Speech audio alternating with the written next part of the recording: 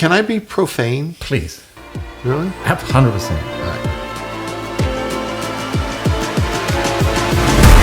Like, if you don't have a great drummer, you might as well stay home. And we feel very fortunate this year and tonight to have with us one of the best drummers around, if not the best, Mr. Peter Erskine. I think the other reason, to be honest, that I was crying was because that was a moment when I realized I'll never be able to do that. This is fascinating because I'm getting excited.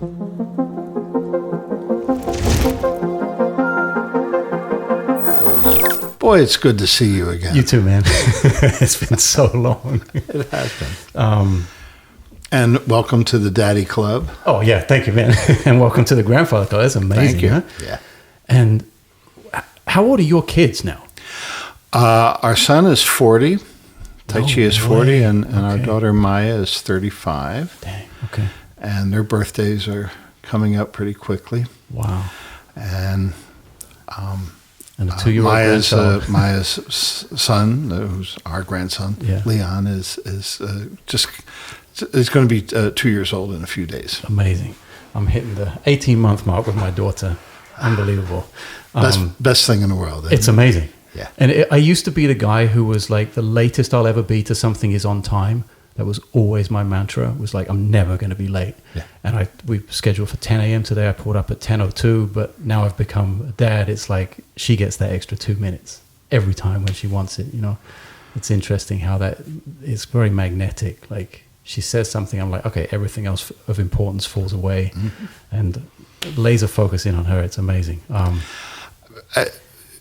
You're having said that, I should just point out that as my clock reached 10 a.m., your car pulled up. Oh, wow. Okay. Well, but that worked. Our meeting was scheduled for 9. No, just kidding. Sitting here and talking to you and not mentioning Weather Report is probably like talking to a great painter and not mentioning maybe their greatest work. But because I think most people know that about you by now, I want to focus in on something really specific that's been on my mind as I listened to all your music the past few days to prepare for this conversation. How did you arrive at storytelling as not just a drummer but as a musician? Because this prolific sideman catalog from such an early age, big band, Stan Kenton, and these large ensembles, plus through Weather Report, Steps Ahead, like all these things that everyone knows, but also this undercurrent of solo albums focused so much around the trio. And so 2 questions really. Was the trio format, the smaller thing and the more focused and compact thing, a reaction to the larger and louder ensembles you had spent so much time working with early on? And how did you get to storytelling as an artist from a sideman? Well, I'll do my best to answer the storytelling Sure. part of the question first.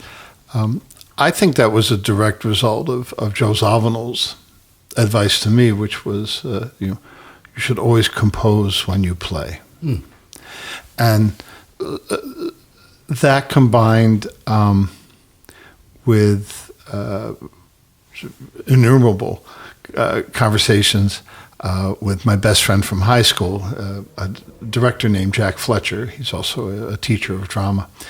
And we would speak often and a lot about intentionality and being specific. And this is something that in my work writing music for theater, I would just always hear the directors talking to the actors about, whether they were being specific enough. What was their intention doing something? And theater is the ultimate form of storytelling. Sure. It has been forever. So it just all made sense to me in terms of drumming.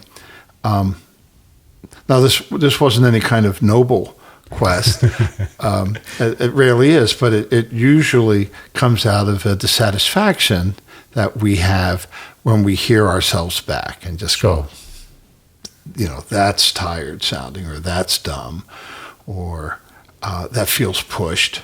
How much did you record yourself early in your career? Early in your... Not that much. Okay. To my detriment. Okay. When I would have to bear witness to my playing, like in a recording studio, it felt like Judgment Day, and it was always a bit of a shocking moment because, I knew what use the word intentions again. I knew what my intentions were. Right. I was already getting a clear idea of what I wanted to sound like. And why was that? That's because I just listened to a lot of music. Sure. So I was, I'm just trying to, here I'm wearing my Art Blakey t-shirt. I was trying to do what my drumming heroes did, and in the context of these other musical heroes. Sure. And then I would shortchange the music. It just wouldn't come out like I wanted it to. And so I would have to listen along with everybody else, when the record came out. Finally, when I started observing myself on video. Like early Kenton Well, videos? Kenton was just once or twice, we would play there was a high school somewhere in Pennsylvania, and they had a video, audio visual club or something, and they videotaped one of the concerts. And that was kind of revolutionary at the time to have that. That was pretty advanced. It was a reel-to-reel black and white video system that Sony had, and my dad had one similar. Wow. And then eventually they went to the cassette, kind of like the Betamax thing. Yep. But in the old days, it was just reel-to-reel, and it was black and white. But I was not pleasantly surprised by observing myself how choppy I looked. Oh, from a look perspective. From a looks perspective. Okay. And I said, well, okay, that's starting to make a little bit of sense. And a few more times over the years, again, to quote Joe Zawinul, I've told the story before. He came up to me one night after a concert, and he goes, man, you were playing this beat tonight. It didn't feel right. And I turn around and look at you. Didn't look right either. So I said, what do you mean? He said, you got your shoulders all hunched up, Oh. So I went back to the hotel room and sat in front of the mirror on the edge of the bed. And, now, all the years I've been playing, it wasn't until I was on tour with Diana Krall. And this was when I was 50 years old. Okay.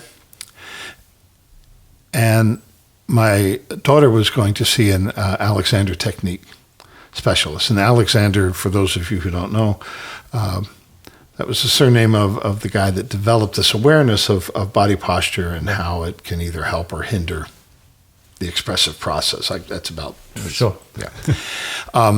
He was an actor, and he was losing his ability to project his voice. He would go see one doctor after another, and they said, "There's nothing wrong with your voice." And he realized he was blocking his own because of his posture. Yeah. Okay. I think more or less alignment, all these things. A friend of mine first. I remember back in Indiana University, some of the classical students were into Alexander technique. And then an old friend of mine, Michelle McCarsky, a wonderful violinist who has recorded 2 or 3 albums with Keith Jarrett. Oh, wow. She had become a practitioner and was just extolling the virtues, blah, blah, blah. So I decided to accompany Maya to her session, and I booked a short session for myself. And so when it was my turn, the Alexander technique practitioner said, well, I know nothing about drumming, but why don't you show me how you sit? And this is, I think, a go-to, for unless you're in a profession or activity where you stand. So I sat with my kind of hunched over bad posture. Yeah. And he said, all right, let's try something. So it was sitting up, and he gave me the imagery of my tail, like a bird's tail of feathers, sprouting out behind me. Yeah. Okay. Yeah. And straightening up, and the incredible thing I tried this when I got back on the road with Diana, was that I opened up to the rest of the band. Okay. Because I was closing off. The music was taking a direction that I wasn't 100% comfortable with. Wow. You know, so it Diana was having had an impact on your musical choices. It was having an impact on your musical choices. Completely. Wow. But the musical / spiritual Right. choices, because I was like, I don't like this music. Therefore, I'm not liking these people. Yeah. I was kind of like, what am I doing here? And then this allowed me to receive the beauty of what they were doing. Wow. And that makes you feel better about yourself. Yeah. You know? And I was like, just the simplest change of posture That's had not only a physical but a spiritual effect, and of course this helped the music. And so, functioning as a teacher at USC, I'll be leaving the university at the end of this semester. Oh, wow. Yeah, Okay. just to have more time at home. nice. But it involves all these things, and my teaching method. I'm going off on a tangent. Please. Thanks. Has never been, sticking to the lesson plan. To the benefit of all your students, I'm sure. Ultimately, some of them, like, where's this going, Right. kind of thing.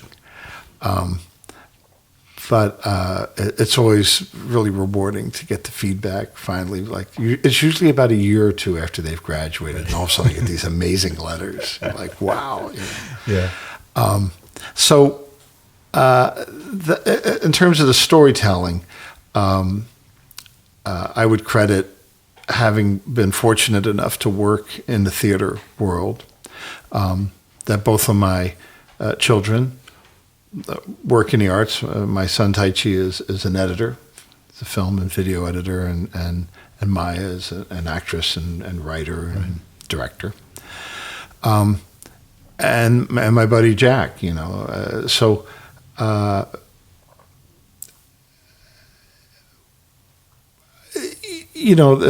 for all the high talk of art or the talk of high art, Yeah.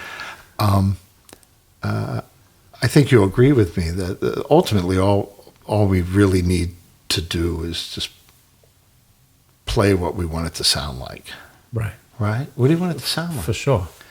That brings up an interesting thing of, I heard Tiger Woods talk about this as he warms up on the golf range, and he has a real versus feel when he's talking about looking back at his video. Real versus feel.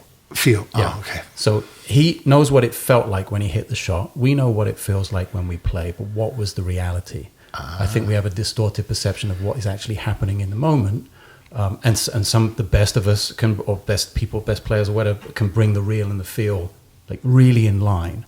Like he said, when he's playing the best, what he feels and what he wants, like you said about knowing what you want it to sound like and playing the way you want it to sound like, those two things kind of align. Have you ever thought about that? Well, this is fascinating because I'm getting excited because a thing I work on with my students. When you said feel, I because of my bad hearing, I thought you might have said fear. Oh, okay. I'm sure that plays a part somewhere. Well, everyone's always afraid of someone judging. Yes.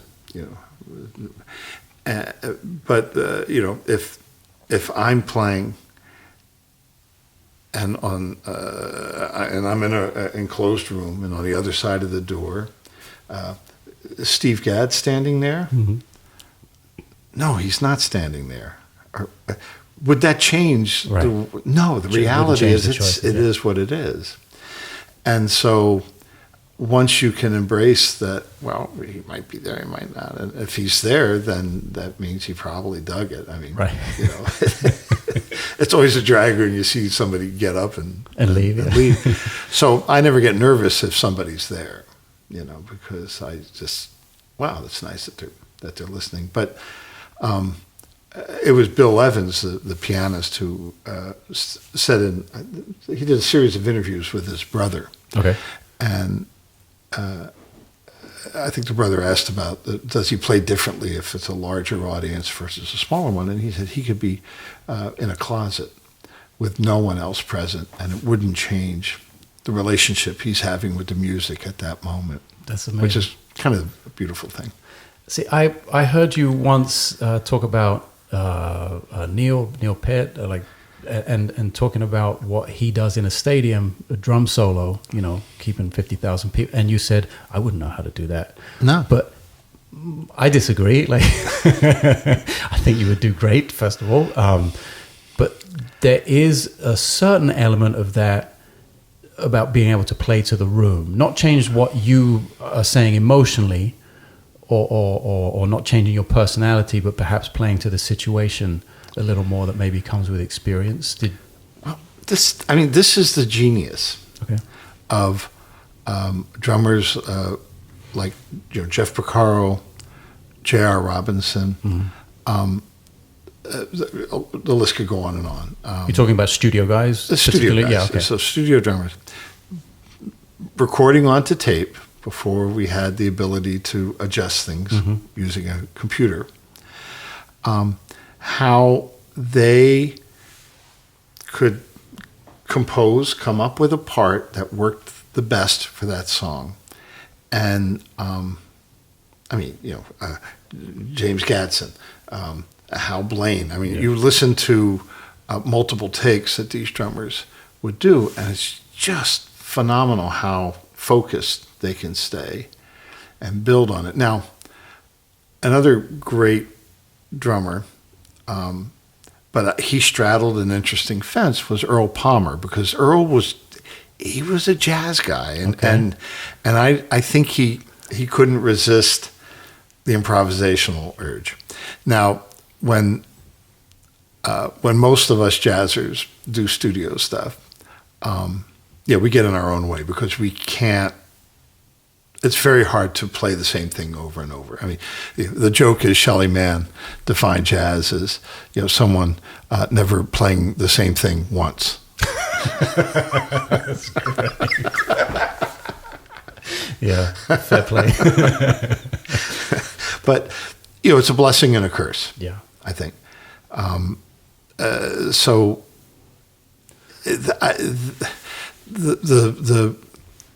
Like Neil,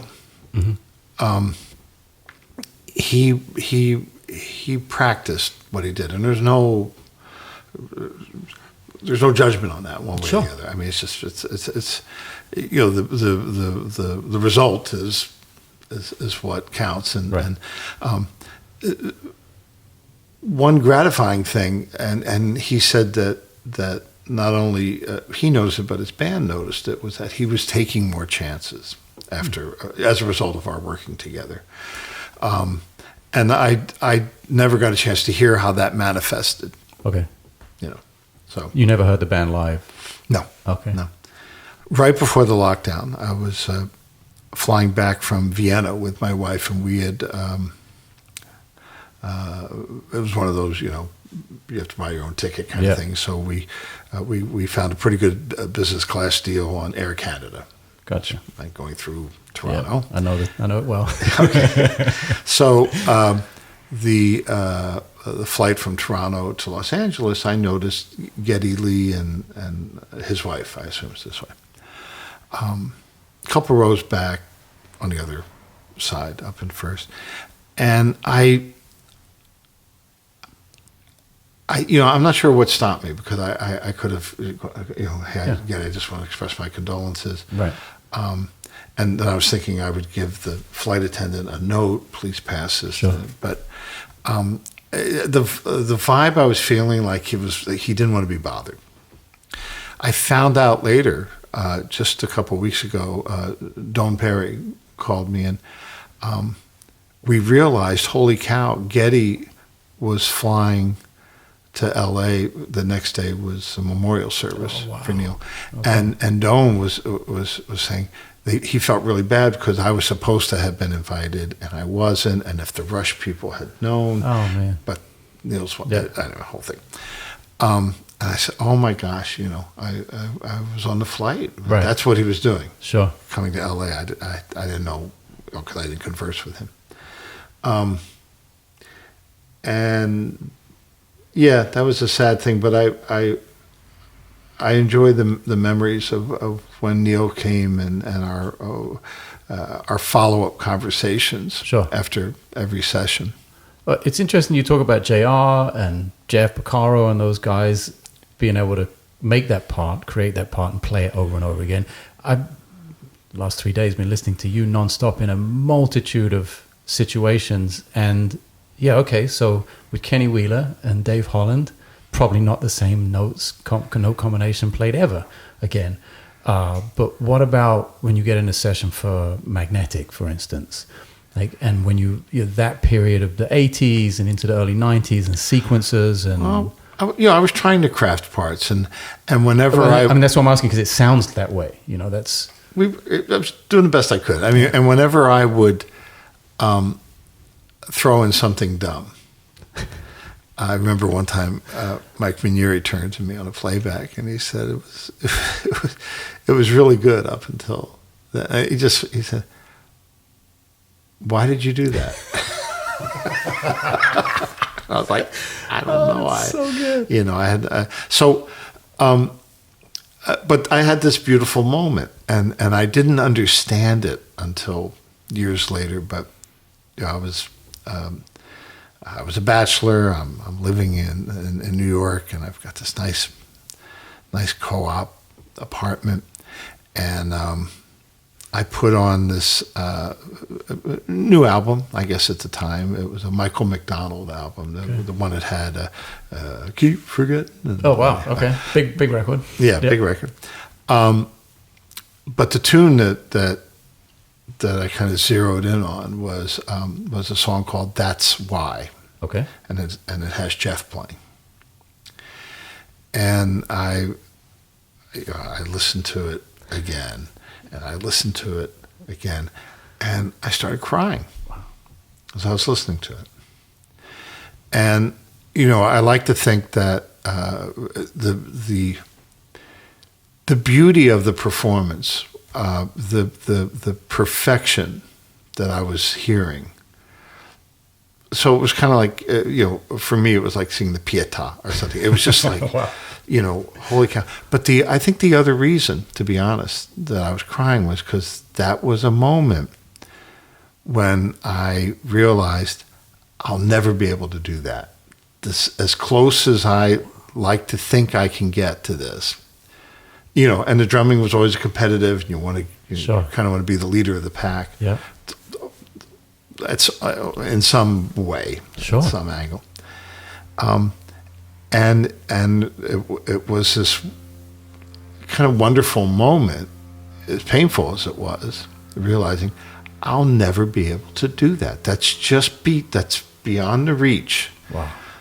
And I'm getting close because I'm in this laboratory now. And this was right when we were doing those Steps Ahead albums. And when you talk about the pack, that's a pretty serious pack at that time as well. That's you and Steve, Gadd and Smith and Jordan, all the Steves. Yeah, a lot of Steves. A lot of Steves. But Will and Hiram and all those guys. Was that your hang in New York with Will and Hiram and that 21st Street Band a little bit? 24th. 24th Street Band, sorry. Were you kind of interchangeable with Steve in some of those situations? Don Grolnick was my hub right. for that. And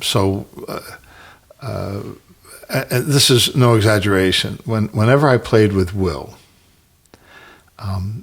any number of times he might say, "Hey, can I?"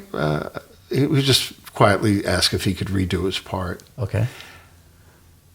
And he somehow would remember exactly where I might have done this or that, and he made it work. Wow. But this is Will Lee we're talking about, by the way. Will Lee. And he'd never say, let me go in here and fix it because you messed it up. He would just do it, but I could hear what he was doing. Yeah. I was like, wow. Amazing. So it was always great to get to play with him.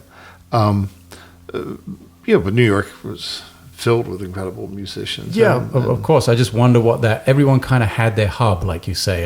Yours was Don Grolnick. And what was... my hub, I'm sorry, Go ahead. My hub started to shift from, I went to New York to start working with Steps, right, which became known as Steps Ahead. Did you do Wanderlust before you moved to New York? Yeah. Okay. Yeah, so I did this Mike Minieri album, Wanderlust, which was because Mike's son had heard me play with Weather Report at the Beacon, and he was like, "Dad, you should call this guy." Did Breck call you a fool or something, or say you were nuts for leaving Weather Report? Did I hear that once? Did Mike Brecker say you were nuts for leaving Weather Report to join Steps Ahead? Is that an urban myth? Well, no, it's so. Sorry, so Steps. We were in Japan. Yeah.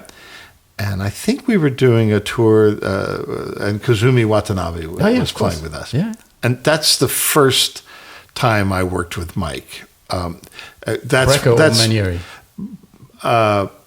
Minieri. Minieri, okay. I had worked with Brecker briefly on a Michel Colombier album, and we did a live showcase at the Bottom Line when I was still living in Los Angeles. Right. So Minieri flies me to New York, and I'm the other drummer. Steve Jordan played on some tracks, and I played on a couple tracks. It was just one night we recorded at Media Sound. Okay. Fabled studio on 57th Street in New York. And Warren Bernhardt was in the band, Tony Levin. Ooh. Sammy Figueroa was playing percussion, Mike Brecker and Kazumi and Mike Minieri producing. And as a result of that, then Michael called me to work on Wanderlust. Okay. And that's when I met Don Grolnick, and then Grolnick brought me to New York to play with his band for a few nights at 7th Avenue South. It was his first gig as a band leader. Yeah, I think I have bootlegs of that. Yeah. It is incredible. And he, I remember he had band books made up, and he spent a fortune just having the music copied, not to mention flying me in. Yeah. And then I think Don sort of vouched for me to play with Steps, because Steve Gadd was with his schedule and things was not keeping up with. Mike Minieri really wanted the band to work more. Sure. And the band had a lot of meetings. Okay. And a lot of psychodrama would always seem to get played out at these meetings.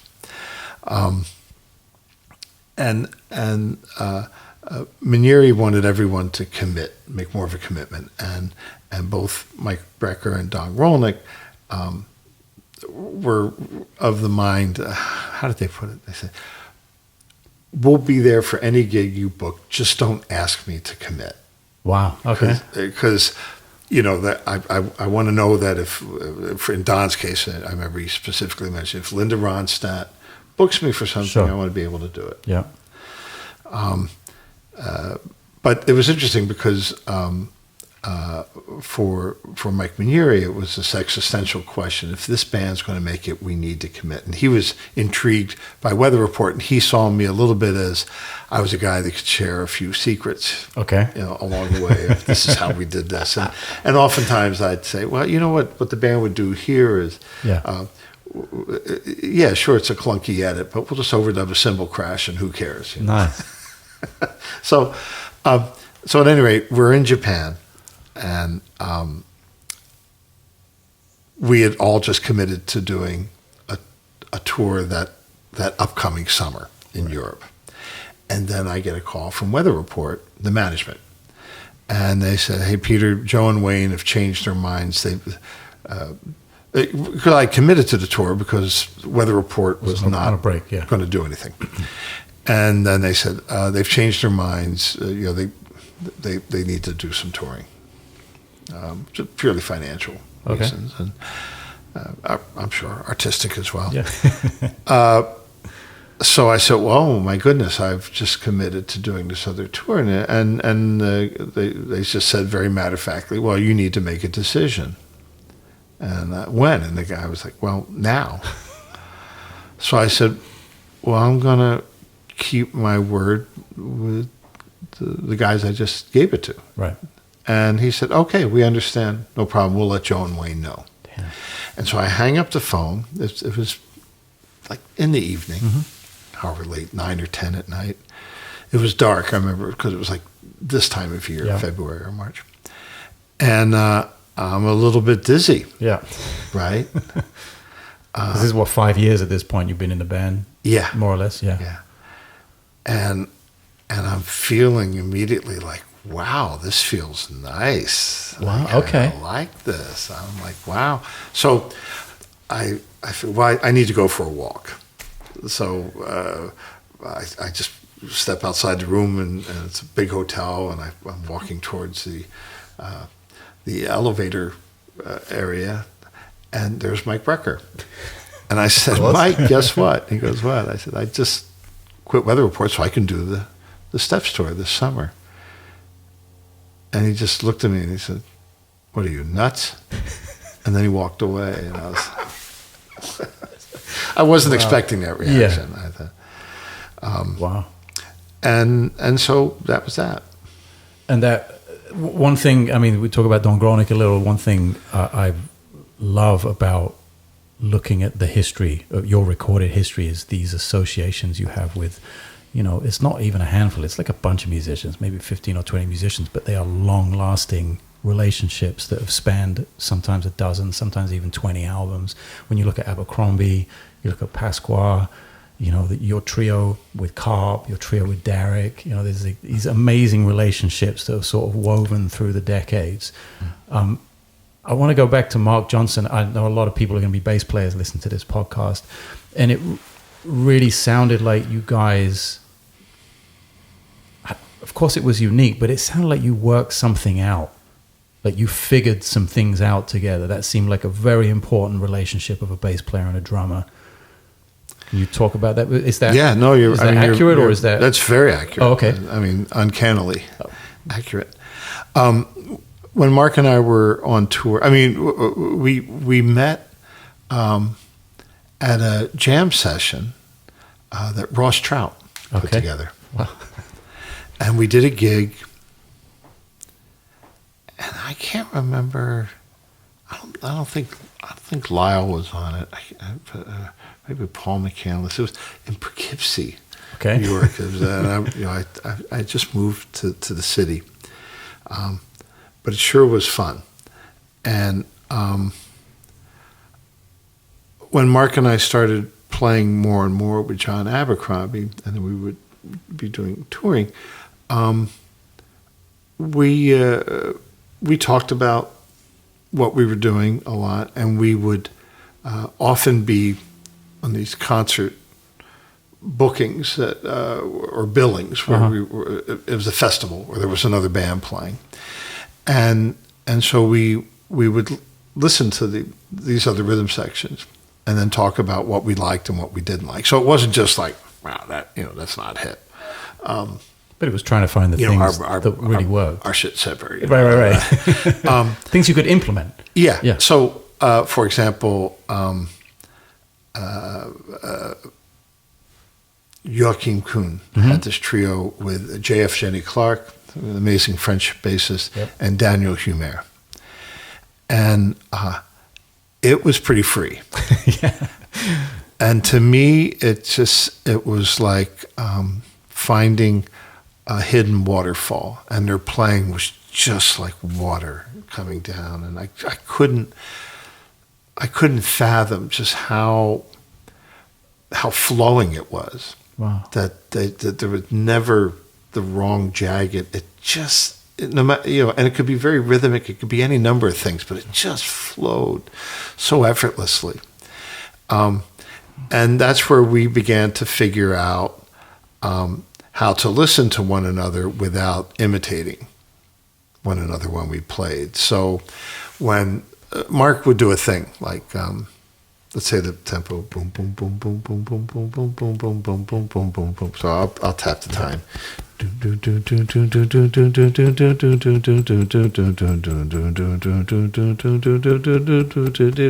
So he would push. Yeah. And what made it work was that I didn't go with him. It's easy enough to do, you can hear and you can kind of follow each other around. But then we found it was more interesting. The elasticity became more apparent by not necessarily following. I think you might have just revealed what it is I like so much about it, and I've never put two and two together. So it was just, and yet, okay, one of my favorite recordings that we did, I get goosebumps just thinking about it, is an album we did with Rick Margitza. Hope. Oh my! Song of Hope. One of my favorite albums of all time. It's amazing. Yeah. Oh. This With incredible Airto melody. and Joey Calderazzo. Yeah. Steve Cardenas, I want to say maybe? Or Steve Urquiaga Steve Urquiaga. Okay, sorry. was playing guitar. Yeah. Yeah. Goosebumps. That's such a great record.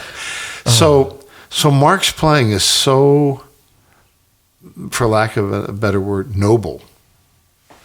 It's so grounded, and his sound is so, he always got such a beautiful, I full thought sound. it was quite majestic. Yeah, majestic, totally. Yeah. And then that was the first time I really got to play with Airto. Okay. And it's like I do a thing, and Airto could complete the thought. Yeah. And I'm looking over like, holy cow! That was my first gig, was with Airto. So really? My first memory of musicianship on that level is him. Is that thing you're talking about? Yeah. It will live with me to the end. It's unbelievable. Right. It just lifts the room up. You're just sort of like, wow. And then Calderazzo's doing the burn, and then Rick is. And the beautiful thing about that tune, what I love about that tune is you never are consciously aware of when it's come back. Yeah. To the beginning of the form. Yes. So Rick's cycles and forms are sort of open a little bit. Yeah. It's brilliant. So great. It's brilliant. And Matt Pearson produced that. That was, the rest of the album, okay, but that tune for me is just one of my all-time favorites. Everything about it, the sound that James Farber got, we did that at Power Station. Right. I mean, you've just mentioned all the classic elements that go into a jazz album of that era, right? Like the musicians and Farber and Power Station. Yeah. All right. Interesting moment. I don't know if it was that album. I think it might have been a later album. And I was beginning to put my home studio together. And I was, and at the time I was also working quite a bit in Europe. I think at this stage of the game, I was doing a fair amount of work at the WDR radio station in Cologne. And so I'm checking out the microphones. And I'm thinking, boy, if Neumann 47 FET would, wow, that would really save my money. And so I said, James, can I ask you a question? He goes, sure, Pete, what? What's the one microphone I should get? And I'm hoping he will confirm. The 47. The 47. And he goes, you want my honest answer or honest opinion? I said, of course. He said, you're not going to like it. Yeah.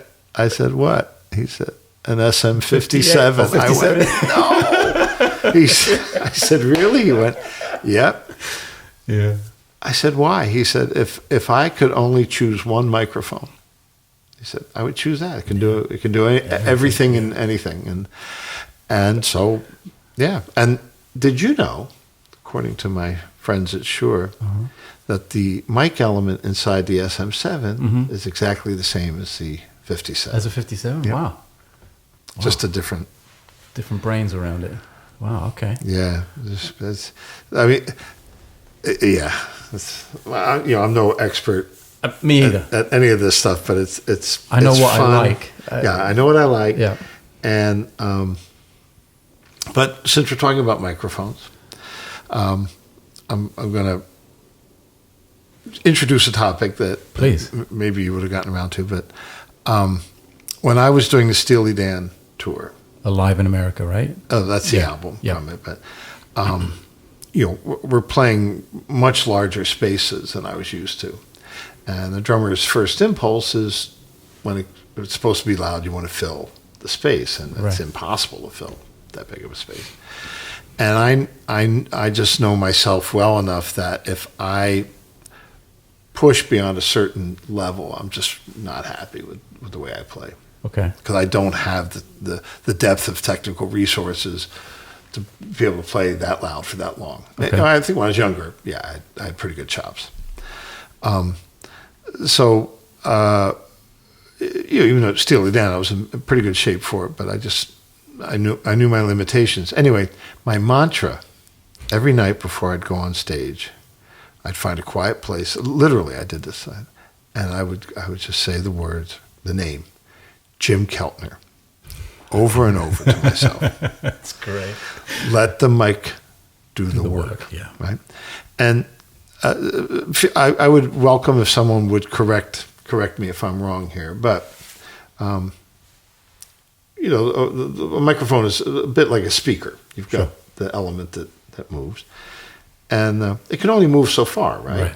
So if you start, let's say in the case of a snare drum, really hitting it hard, then it reaches the point, and then what? No more. There's a ceiling. Yeah. So then the gain structure has to be adjusted. Right. And so for me, the biggest drum sound, I mean, you excite the air and the molecules when you hit it a certain, you get that power, but boy, when the microphone can do the work in terms of recording. Right. I mean, something that's always struck me about you is like your first instinct when it comes to an accent isn't to use the hoop. Yeah. Like, it's like, at this angle, you can be unbelievably, dynamic and musical. It doesn't all have to be, And I think one of the worst things that you can do is to, use the hoop head combination, to overuse it. Right. Because it just, especially this from being jazz. on stage, especially if you're in a live hall, it just eats everything up. Well, I was thinking about one gig we did in Italy where I was the only thing that was amplified. And we were in a church hall or something. Remember this one? Yeah. So acoustic piano, Pete and me, and I was the only thing that was I was petrified. Absolutely most nervous I've ever been in my life. And I'll tell you why. Because you know how those live rooms get, and any amplified instrument, as with a kick drum or anything with a mic on it, just fills the space and reverberates, and it's really hard to control if you overplay. So first of all, it was the quietest I've ever played. It's probably one of the most satisfying gigs I've ever played, because not one time did you look over and go like this. And that was what I was like, because I knew your range. Like, I've experienced you as a fan, as me as a band leader, as you as a band leader, on stage, in the studio, us both as sidemen with other people. I'd like to think I know what's going on when I look over at you. Mm-hmm. I know when it's good. I know when things are a little bit awkward. I know but I also know how we need to work together to make them better, to get them to where we need them to be. And that moment of being in that room was like, oh, well, this is the test. This is it. If I pass this test, I'm pretty much guaranteed that I can navigate any other situation, because it was so delicate. Now, where did that come from? When I look at your history, it's like really loud. Kenton is loud. Weather Report is loud. Not in a bad way. It's just the nature of 17 people being on stage, or Jacko with his stack of amps. And didn't... Oh, sorry, go on. I just, Salvador once complaining to Jocko, Jocko, you're too loud. Okay. Jocko would point to his acoustic amps. Yeah. And he had like 2 or 4 of them, I forget, at this point. He goes, those amps are set at the same volume as when I backed up Phyllis Diller at the Sunrise, some musical theater in the Round, like in the Everglades. At the Sunrise Theater back in 19... whatever. He goes, I'm not too loud. Well, there you go. He was hilarious. It definitely seemed like Weather Report got louder though in the period where you were in the band? Oh boy! Well, and not because of you, just in general. I was a heavy hitter, but Joe was getting really loud. Okay. I remember we did a pair of concerts for a Newport Jazz Festival at Lincoln Center, and he was so loud the first concert, and he agreed to turn down, and the second one was much better. Okay. Joe would usually be the guy that kind of pushed the level of the stage volume up. Which is crazy because I hear like way more like Max Roach and Joe Morello in you than I do like, the frantic sort of Buddy or those guys. So where did that like transition come to, like into your trio, for instance? Like transition isn't the quietest thing. Those couple of early albums are not the most, definitely not like the Palle Daniels and John Taylor stuff or the stuff with Pasquale and Carp or Derek. Well, I mean, the ECM stuff was just the result of, we're all in the same room. Right. Piano lids wide open. The bare minimum of gobo walls. Sure. And music's a lifelong learning process. I'm going to jump forward quite a few years from the ECM stuff to I was doing a Seth MacFarlane recording at Capitol, and Rich Breen was engineering, wonderful engineer, and we're all in the same room. So the drums are in the room, the saxes are here, the brass section's there. Old school. String sections in B, which was an adjoining room that we kept open. And I follow all the rules of big band drumming, and we go in for the first playback, and it's horrible. Oh. To my ears. And it's not just the drum mics that are hearing the drumming. It's the saxophone mics, it's the drum mic. So the drum sound gets very wide and washy and diffuse. Right. And I had the light bulb moment. This is why Alvin Stoller played the way he played. This is why, Jack Sperling made those choices. Why Shelly Manne, why Irv Collins, and any number of drummers. Yeah. So I think the worst thing, especially if you want to play kind of traditional music, was the drum booth, and drummers who got so used to being in the booth, well, I could just turn it down or turn it up, and have all sorts of control, which is fine, but it's very easy to overplay. All right, so taking it even further, we were in like day 3 or 4 of the session, and Joel McNeely was the producer and the arranger, great writer. Joel and I have known each other for years. We went to the same high school, Interlochen Arts Academy, not at the same time. But Joel was very gracious and said, I'm doing a lot of film work these days, and this has not been my area of expertise or whatever. So he said, do me a favor, if anything seems jive or corny, let me know. Sure. So I'm not saying a thing, because it's just great.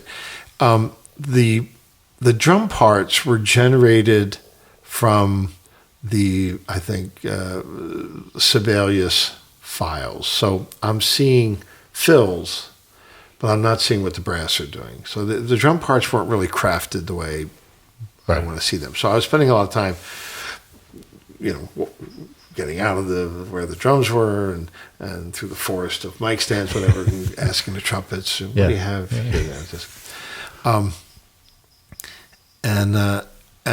So I decided, let's change that process. The first pass they never keep. So I'm just going to play quarter notes on the ride cymbal, and I had a pencil in my left hand. And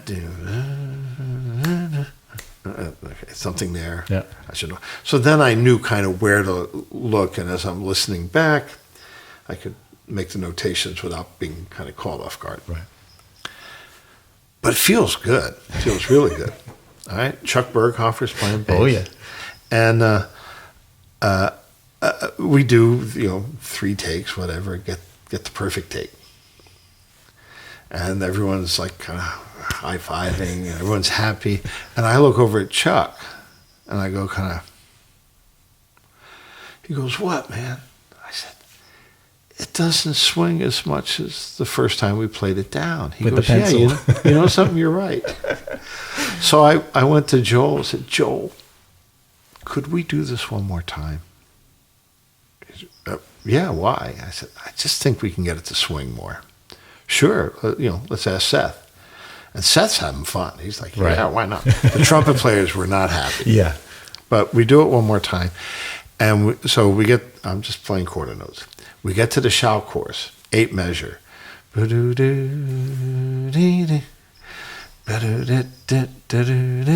not, Nothing. no comment.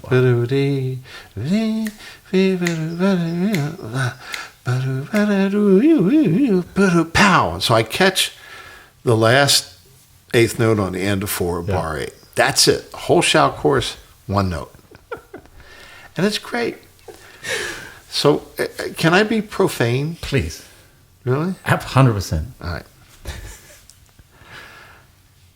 So, I went up to Seth as we're listening back. I said, "Yeah." I said, "The reason I wanted to do it," I said, "the drums were too explicit on the other take." I said, "It's kind of like pornography."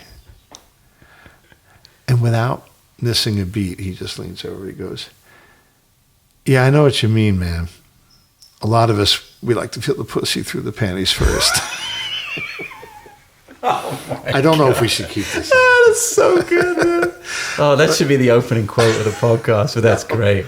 I'm breaking a confidence, but All good. I mean, when we were mixing my album that you played on, Theatre by the Sea, first track, very, very simple brushes, and we're mixing it, my engineer leans over and he's like, Janek, yeah? We are 1 minute and 53 seconds into the tune and Pete still hasn't played the kick drum. What the fuck is going on? And he said, and it's perfect, so I definitely appreciate that about you. and this is not the only way to do it. It's one way. Right. And of course, you played on Hearts and Numbers. I mean, there's the other end of the spectrum of like being big and catching everything, and that really works. But I'm glad you mentioned the snare drum hoop thing, because it drives me nuts. As a bass player, it drives me nuts if that's all I hear all night, because I'm just deaf at the end of it. You know what I mean? It just wipes out the sound of the band, and then what else happens? What drummers don't realize is that all the interplay isn't making it out front, because everything has to be buried. Yeah, adjusted for that. What was the dynamic like? It was you and Marc Johnson in Gary Burton's band, right? With Matheny? Yeah. What was the dynamic like with that? Pat was loud. Okay. Moving on. No. And Mitch Foreman, I believe, right? Yeah. Okay.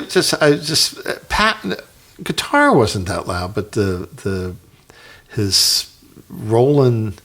Oh, synth, we had the synclavier, and that was set up, and that was a whole big production. But I think it was mainly that he had a Roland synth.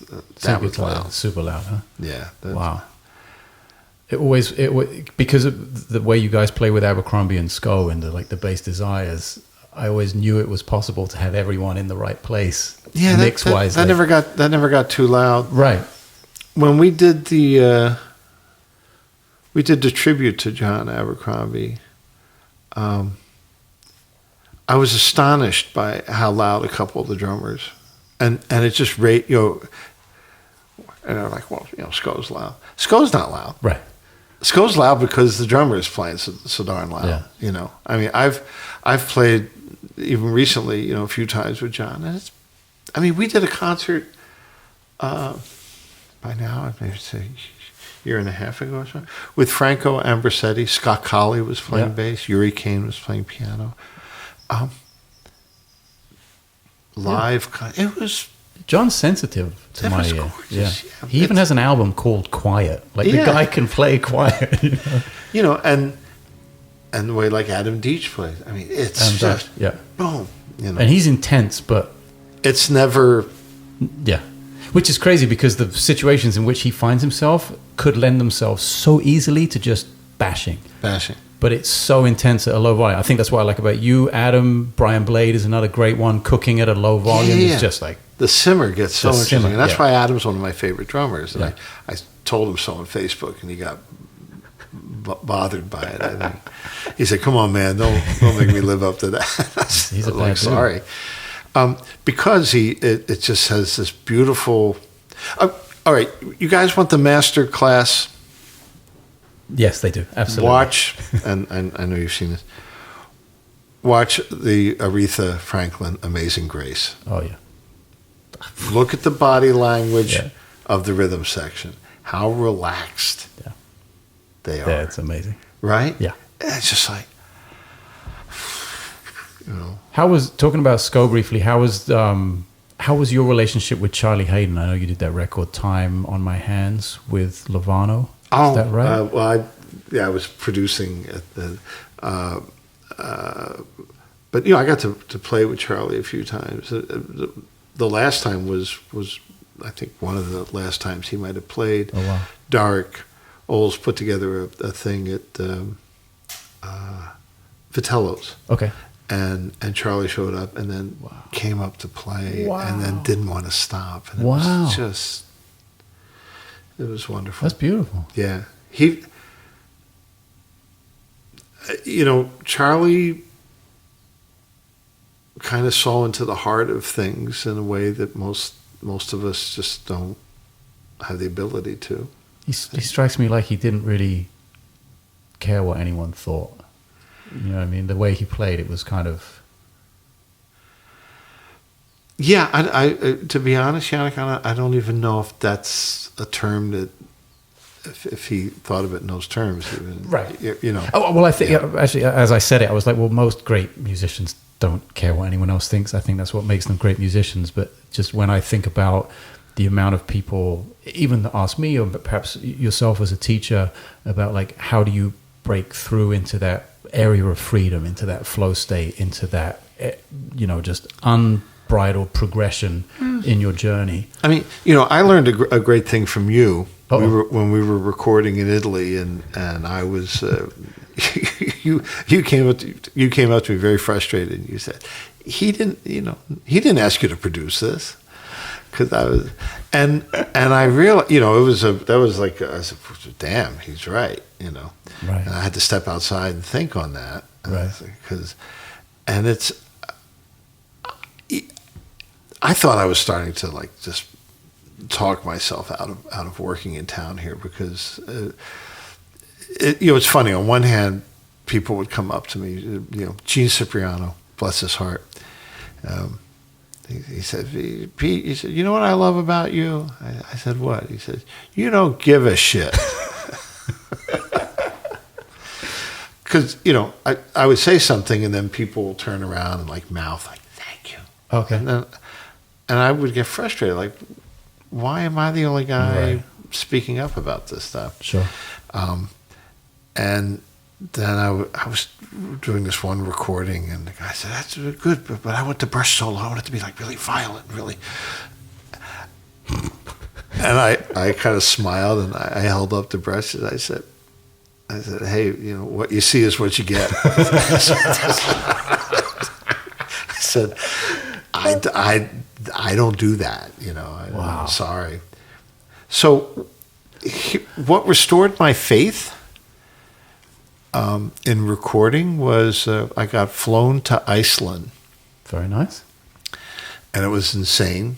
I cut my reunion visit at my old high school, Interlochen Arts Academy, a day short, catch a flight out of Chicago overnight to Reykjavik. I met there. Almost a 5-hour drive up to the northern part of Iceland. Almost a 5-hour drive to this part of Iceland.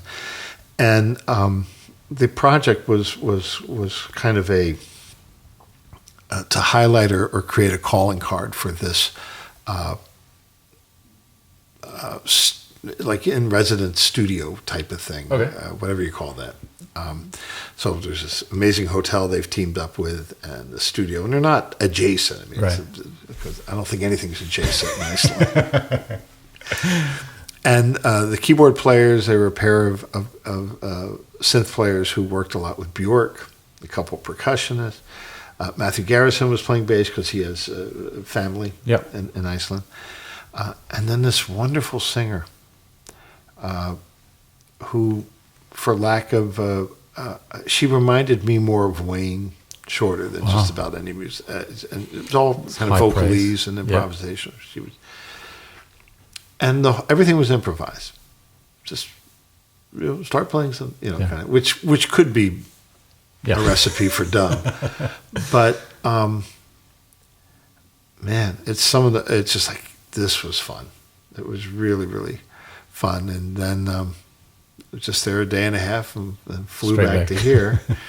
The Northern Lights made an appearance. Very nice. And then I came back to town, and then it was more of, play this or play that. And I'm just becoming less and less a fan of that. When, if ever, have you felt the most pressure to be yourself? The most pressure to be yourself. If ever, I mean. Is that pressure? That's always an opportunity, I think. Great. That's a relief valve, I think, to be yourself. You have a very well-known past as a musician, and not necessarily that we need this or we need this aggressive brush thing, but the expectation of we really liked you playing on 830 or Port of Entry or that. Is there a line that you have to draw at some point and just say, well, you know what, that was 40 years ago and now we're into something else? Or somebody once sent me a track, and I was recording at home, and at a certain point I was just saying, you know what, this was not a good idea. You don't owe me anything. Right. I'll take care of the engineer. You don't get my tracks. Right. Yeah. And I'm still trying to figure out the best way to handle remote recording. Sure. It's usually best when the client can come be present, because then they can give you an immediate note. Sure. You craft a whole take and you kind of pour yourself into it, and you don't like the gift to be disregarded too much. Right. So that was one of the COVID challenges, and now post-COVID. But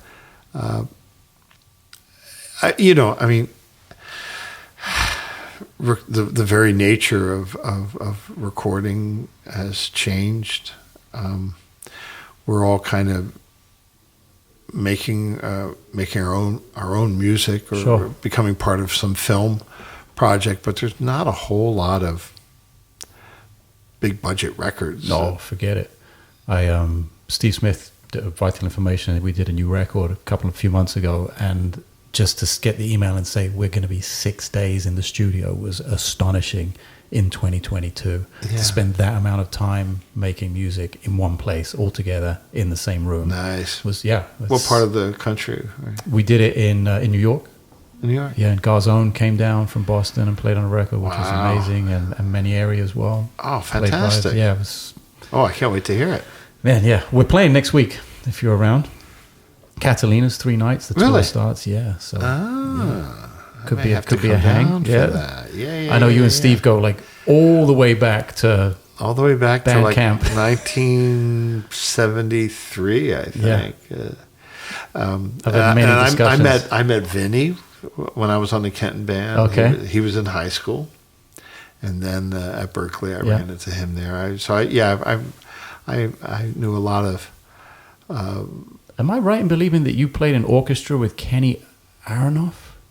Well, at Indiana University. At Indiana, right? Yeah, we were both there as students. It's like all these lives crossing in. Kenny was the star. He was the rock star of the orchestra. Still with the sunglasses percussion. back then? No, not yet. He played a little bit of drum set, and you know, I trust he won't mind my saying. I mean, he was not regarded much, you know, as a drum set player.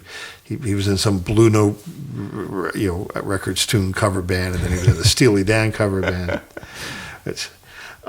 or a band that played Steely Dan stuff. Right.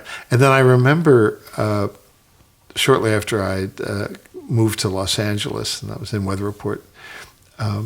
Kenny came out to visit, and we went out to grab some beers. I was living in Encino, and we're at a bar.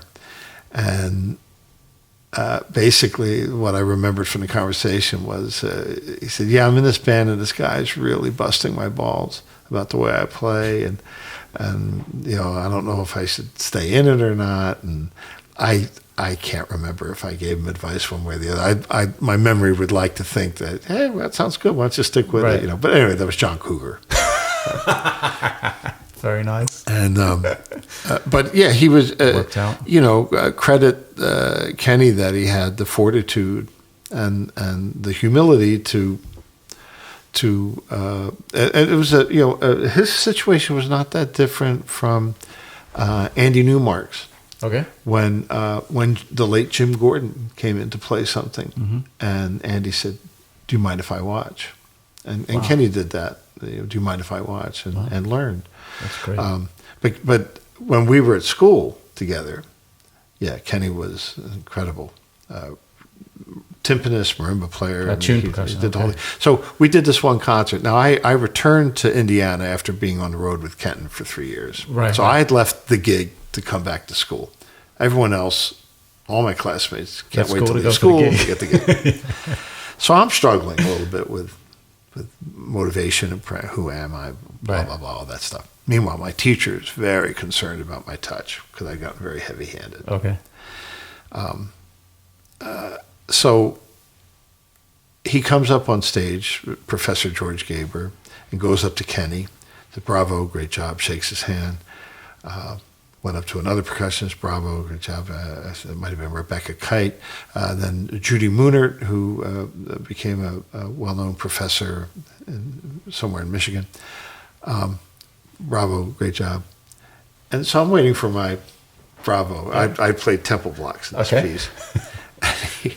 And Gabriel comes up to me, and in front of all of us, he just says, I want to see you in my office tomorrow morning, 8 o'clock. Ouch. And just leaves. So, all right. So I get up early and drive to campus and knock on his door at 8. And before I think I even had a chance to say, what's up? He said, why were you hitting those things so hard last night? Wow. And subsequently at one of our lessons, whatever we were doing, he stopped, motioned me to stop, and he pulled out a triangle beater and handed it to me, and he pointed to a triangle in the corner of his teaching studio. And he said, mezzo piano, you get one chance. And? So I go, ting. He just takes a puff of a cigar. He said, that was too loud. Oy. Now get out. And he threw me out. Wow. So what did I practice? That's got to make you think a bit, right? Whole notes. Well, on with a stick on the ride cymbal. Yeah. But how consistently could I play pianissimo and comfortably? And what were the mechanics involved with that? What in terms of, and this is something that I had to work on for a long time, because that got interrupted by you join Maynard Ferguson's band. Complete opposite. Yeah. Kidding. And Weather Report. I mean, they liked that I had the power to play that stuff, and that I knew how to swing, and that I had the big band sensibility. And I think that when I came along, the band had, because of the percussion, I think Jocko was starting to feel a little hemmed in sonically. Oh, I think. interesting. Yeah. Even Between though, you and Manolo? Or was it Alex? Well, it was only a quartet when I came. So, okay. So Manolo left, and then Alex split. Gotcha. Both of their own accord. Although I think Manolo may have pushed things to have gotten fired for something. He was an emotional band member, is the impression I got. Yeah. I mean, that band was my favorite version of Weather Report, and I loved the band with Gravatt, with Alphonse, Mysterious Traveler, but Heavy Weather was so sparkling. Yeah. But I think the Afro-Cuban element, that they just sort of wanted to pull back from that a little bit. Gotcha.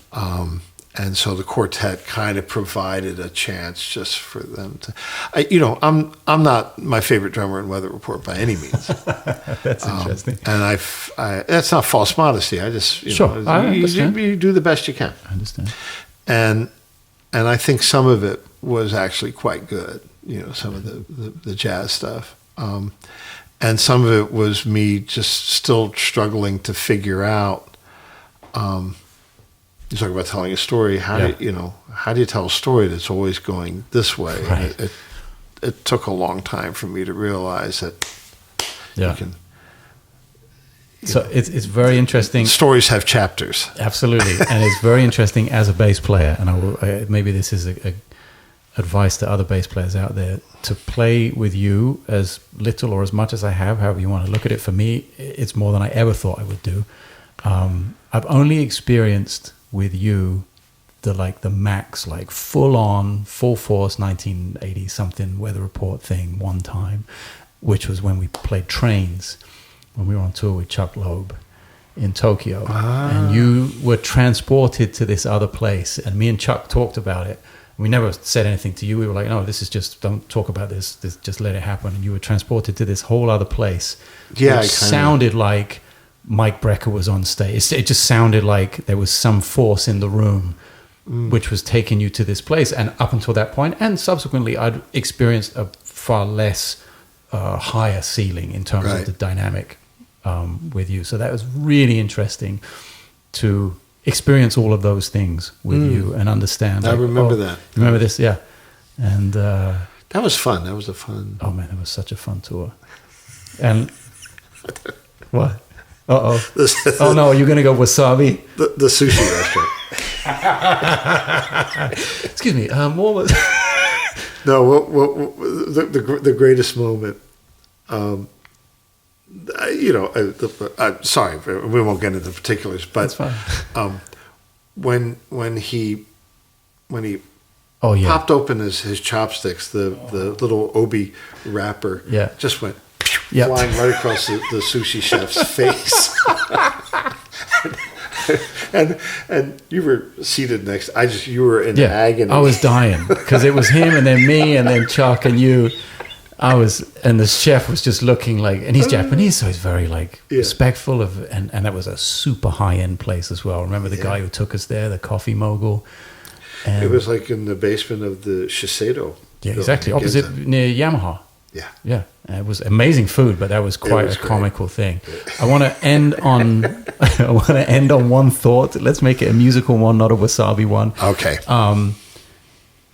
When you would appear on a record and you would only be on one or two tracks, and I'm thinking the Mike Brecker record, maybe it's Don't Try This at Home. And is it Talking to Myself? One track, Talking to Myself. Talking to Myself, okay. My memory is still functioning. I guess Don is producing, Gronik is producing this, right? Yeah, I mean, it's a great story how that... Oh, it is? How that track... I didn't even know there was a story behind it, but so go ahead, please. No, you want to ask? All I was asking, and maybe the story answers that, is when you step into a situation like that, now me as a younger person hearing that from afar, it's a record, it's a big thing, but you're in this small part of it, yet the whole thing still tells the story. Are you aware of the rest of the cycle? Okay. So I was doing, this was my third album called Motion Poet, right, which was fairly ambitious project. We were recording. We chose a studio called Master Sound Astoria, of course. and we visited the place on an earlier trip to New York, and James Farber and I remember the guy that ran the studio was talking about how many, like 150 feet, the grounding. And I looked at James like, pretty great, right? And he's like, yeah, SM57, man. Like, he goes, I don't know. So, and this studio, by the way, the recording facility had been built for, I think, the U.S. Army. It was a production facility, and the ISO booth was like a bunker. A bunker. It was the quietest. I mean, so we put Marc in there. The bass sound was extraordinary. Yeah. Anyway, so recording this album, and I wanted for Mike to solo on one tune through a series of, and Grolnick is producing my album, and he's also producing Mike's album, and we work simultaneously. Or in a similar time? Well, Mike's album, I think the bulk of it was done. But, okay. But they wanted, Don wanted to record this tune of his. Gotcha. So they'd already done the stuff with Jack, I think. I hadn't heard any of it. So Michael needed a studio to record this thing. And we worked out a deal because my budget bought lockout time. Gotcha. For like 5 days. Nice. Or whatever. At Master Sound Astoria. Yeah. That Mike could get the studio and my drumming in return if he would overdub the solo. Wow. So Mike agreed to the terms. So the tune is called Hero with 1,000 Faces. Yeah. And his solo was the second take. If you want to hear the first take, if you go to petererskine.com, hey. I think for 99 cents you can alternate take. You nice. can download it. It's pretty amazing. So it's it's just extraordinary. And then he did that for me. Now his band showed up, so we were going to record that tune. And so my drum setup and sound we already had. It was all the Motion Poets. Perfect. Jeff Andrews came in. Yep. That's Mike. Stern, yeah. Stern. Mike came because the guitarists on my album were John Abercrombie and then Jeff Mironov had done some stuff. So Mike showed up and Becker, and as I recall, it was one take. Nice. I love those stories. and I mean, because I think we just ran it down and just did it, and we liked it. And I mean, Don's stuff, I sort of knew what Don liked. Although one time when we were recording Don's album, Hearts and Numbers, I said to Will, I said, I got an idea for the intro, and it's 3, 4, and like this is genius. And Will just looked at me, he said, "That's your idea for every intro." And I went, yeah, you're right. Okay, that's amazing. To end the podcast on a Will Lee story, that's beautiful. And we started with a Will Lee. We did. I got to give Will a call. Hey, Will. Sit down. Hey, buddy. All right. Thank you, man. Appreciate your time, as always. My great pleasure. Absolutely. Thank you.